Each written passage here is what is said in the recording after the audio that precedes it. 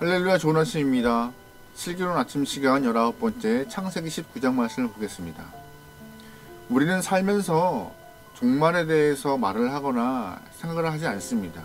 그럼에도 분명한 사실은 우리의 모든 인생은 종말을 향하여서 달려가고 있다는 것입니다.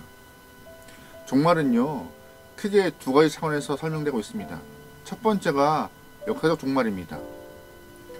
시간의 흐름 가운데 역사가 또한 세상이 끝난다는 것을 의미하고 있는 것입니다.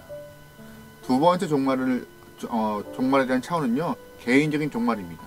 지금 우리가 숨쉬고 있고 살고 있지만 그 시간들이, 한정된 시간들이 닿아지면은 목숨이 끊어지는 그런 개인적인 종말을 우리는 향해 가고 있다는 것이죠. 그래서 분명한 사실은요, 종말의 때가 언제인지는 우리는 정확히 알 수 없습니다. 개인적이든 역사적이든 그 시와 때를 몰라요. 하지만 분명한 사실은 종말 향하여서 모든 인생들이 달려가고 있다는 사실입니다.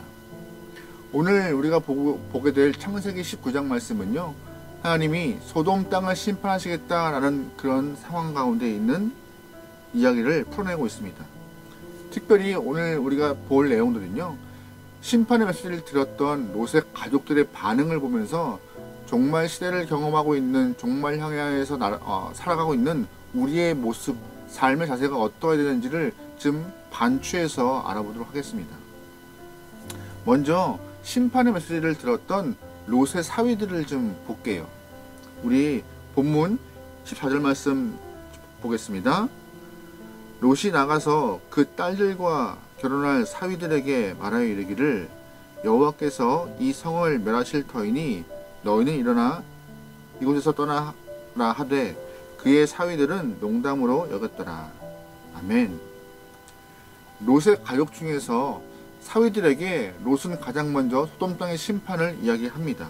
그런데 심판에 대한 이야기를 듣고 사위들의 반응은 농담처럼 여겼다고 본문은 말하고 있어요. 종말에 대해서 이야기하고 있는 장인의 이야기를 사위들이 농담처럼 치부한 것도 문제지만 더 근본적인 문제가 바로 롯과 롯의 아내였던 것 같습니다. 왜냐면은요, 평소에 신앙의 본이 되어지 않았기 때문에 결정적인 순간에 그 롯의 이야기를 믿지 않았다는 것이죠. 그만큼 평소의 삶이 믿음과 신뢰와는 거리가 멀었던 것이라고 추측 가능합니다. 여러분 혹시 불신자가 갖고 있는 성경이 두 가지라는 거 아세요? 불신자에게는요, 두 권의 성경을 갖고 있다고 합니다. 첫 번째가 활자, 문자로 된 성경이고요. 두 번째가 성도의 삶이란 성경책입니다. 그렇다면 불신자가 활자로 된 성경을 먼저 볼까요? 아니면 성도의 삶이란 성경을 먼저 볼까요? 누가 봐도 활자로 된 성경을 볼 불신자는 없습니다. 그렇다면 근처에 있는, 주변에 있는 성도의 삶이라는 성경을 보면서 신앙인들의 모습은 저렇구나 라고 평가할 수 있는 그런 상황이 놓여진다는 것이죠. 불신자 행동이 바르면요, 하나님에 대해서 궁금해할 것이고, 또한 불신자가 바르게 살지 못한다면 하나님을 향한 반목이나 신앙에 대한 치부를 드러낼 수 있는 그런 안 좋은 모습을 보게 될 것입니다. 그런데 결정적 순간, 오늘 본문과 같이 심판의 메시지를 전해드리는 순간에 롯과 롯의 아내의 말에 대해서 가족들에게 전혀 먹히지 않는 상황이라 함은 평소에 그들의 삶이 그리 믿음의 삶과는 거리가 멀었다고 우리가 예상할 수 있는, 짐작 가능한 모습이죠. 그렇다면 종말의 때에 우리가 어떠한 모습으로 살아야 할까요? 성도로서 어떠한 모습으로 살아내야 할까요? 가까운 사람들에게 내 말이 먹힐 수 있을 만큼, 설득될 수 있을 만큼 우리의 삶은 신앙 안에서, 믿음 안에서 진실된 삶, 새롭게 정된 삶이 되어야 하는 것입니다. 우리 15절부터 16절 말씀 읽어보겠습니다. 동틀 때에 천사가 롯을 대촉하여 이르되, 일어나 여기 있는 네 아내와 두 딸을 이끌어내라. 이 성의 죄악 중에 함께 멸망할까 하노라. 그러나 롯이 지체하매 그 사람들이 롯의 손과 그 아내의 손과 두 딸의 손을 잡아 인도하여 성 밖에 두니 여호와께서 그에게 자비를 더하심이었더라. 아멘. 여기서 보면은요, 롯의 사위들이 왜 농담처럼 여겼는지, 롯이 소돔에 대한 심판 메시지를 전할 때 왜 사위들이 농담처럼 받아쳤는지 그 이유를 알 수 있을 것 같아요.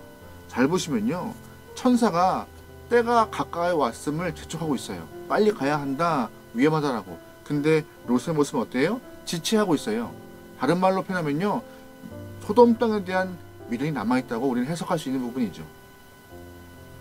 평소에 장인이 자기의 재산을 사랑하고 또한 이 소돔성에 대한 아름다움을 사랑하고 소돔에 와서 터를 잡고 살아왔던 자신의 삶을 자랑 삼아했던 그 모습을 누구보다 잘 알고 있던 사위들이었기 때문에 갑자기 소돔성이 멸망한다는 롯의 이야기가 그렇게 신비성 있게 다가오지 않았다는 것이에요. 우리는요, 세상에서 읽어놓은 것들이 참 많아요. 빈손으로 왔지만 열심히 일을 해서 가정도, 일터도, 재산도, 나름 또 개인의 업적도 많이 읽어놓았습니다. 많이 있죠. 그런데 성도들은요, 하나님이 부르시면 다 두고 떠나야 하는 사람들입니다. 그래서 성도는 하나님이 부르시면 다 두고 떠나야 할 것을 대비하여서 마음을 새롭게 하고 정리된 삶의 모습이 필요한 것이에요. 이것이 종말을 사는 사람들의 가장 지혜로운 모습이죠.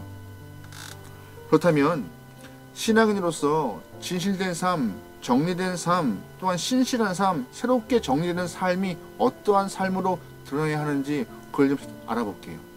좋은 예가 롯의 아내의 모습을 통하여서 답을 찾을 수 있습니다. 예수님께서요, 누가복음 17장 32절에 한마디로 롯의 아내에 대해서 평가하십니다. 같이 읽어볼까요? 누가복음 17장 32절입니다. 롯의 처를 기억하라.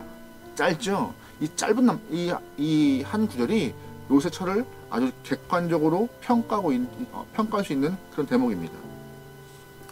새롭게 정리하는 삶이란 무엇이냐? 바로 회개가 있는 삶입니다. 뭐가 있어요? 회개예요. 오늘 본문에서 우리가 다 알고 있는 사건이지만 빠져나오는 과정 가운데 하나님이 허락하신 메시지가 절대로 뒤를 돌아보지 말라 했습니다. 뒤를 돌아보는 순간 소금 기둥으로 된다는 그 얘기를 하고 있는 것이었는데, 롯의 아내가 빠져나오는 과정 가운데 뒤를 돌아보아서 소금 기둥이 되었습니다. 질문들이죠. 정말 롯의 아내가 뒤를 돌아보았기 때문에 소금 기둥이 되었을까요? 맞아요. 선상적으로는 그 아내가 뒤를 돌아보았기 때문에 소금 기둥이 되었습니다. 하지만 신앙적으로는요, 뒤를 돌아보는 것은 회개하지 않은 걸로 평가하고 해석합니다. 뭘 안 했다고요? 회개예요. 회개는요, 헬라어 메타노이아라는 단어를 쓰고 있는데요, 완전히 돌이키는 행위를 말하고 있습니다. 종말의 때에 회개하지 않은 자는 하나님은 그를 악하다라고 평가하세요. 내가 저 비참한 죄악 가운데 멸망당하지 않고 구원받을 수 있음에 감사한 그런 회개가 나와야 되는데 회개가 없던 것이죠.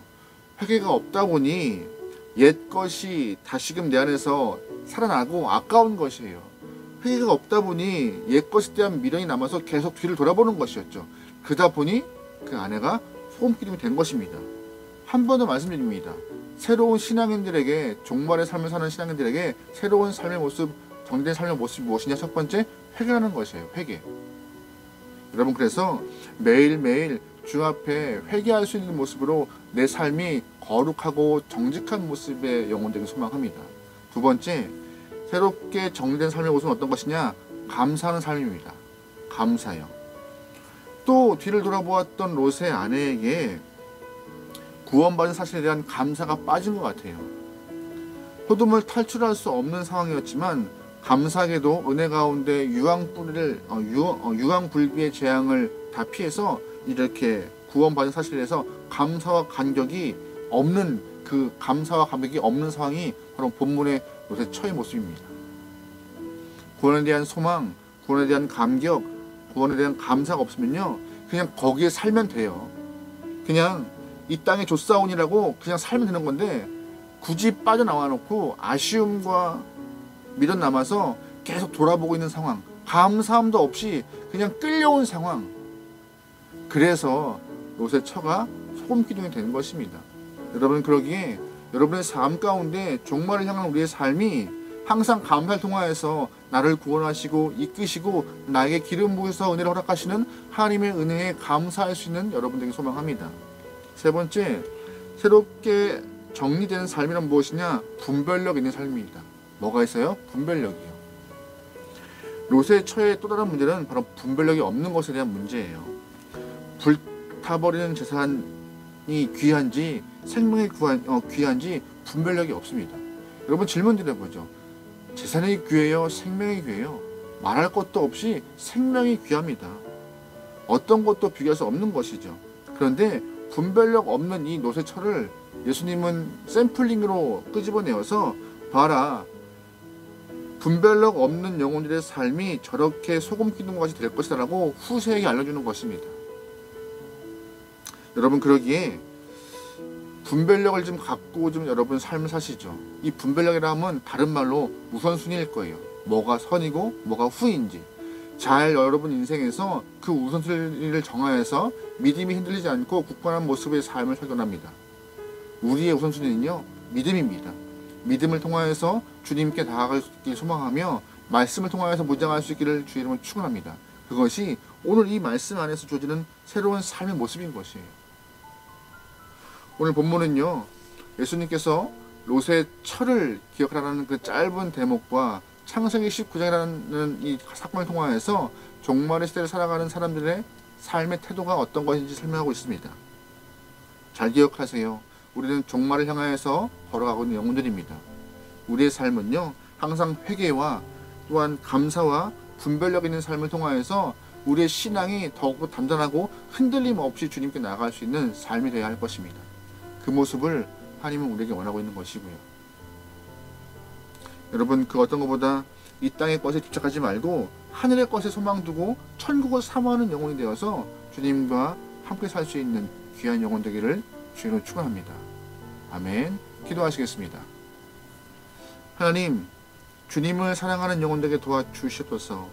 이 땅에 발을 딛고 있는 영혼들이지만 이 땅의 것에 마음 뺏기지 않고 하늘의 것에 마음을 두며 주님을 사모하고 믿음을 갖고 주님과 함께하는 것에 가장 큰 행복을 줄 수 있는 귀한 영혼들의 삶이 되게 도와주시옵소서. 하나님, 사랑하는 마음 변치 않고 끝까지 무장하여서 주님과 함께 나오니 성령 하나님, 우리 모든 삶에서 인도하시고 역하소서. 오늘 하루의 삶을 주장하소서. 죄악 가운데 우리의 모습이 정말로 주님과 멀어질지라도 주님, 다시금 회개하고 또한 나에게 은혜의 길을 허락하신 주님께 감사하며 또한 전후 무엇이 중요한지를 깨달아 실천할 수 있는 삶이 되어서 분별력 있는 귀한 신앙인, 감사가 있는 신앙인, 회개가 있는 신앙인들에게 오늘 하루의 삶을 붙잡아 주시옵소서. 모든 걸 맡기오며 예수님의 이름으로 기도합니다. 아멘.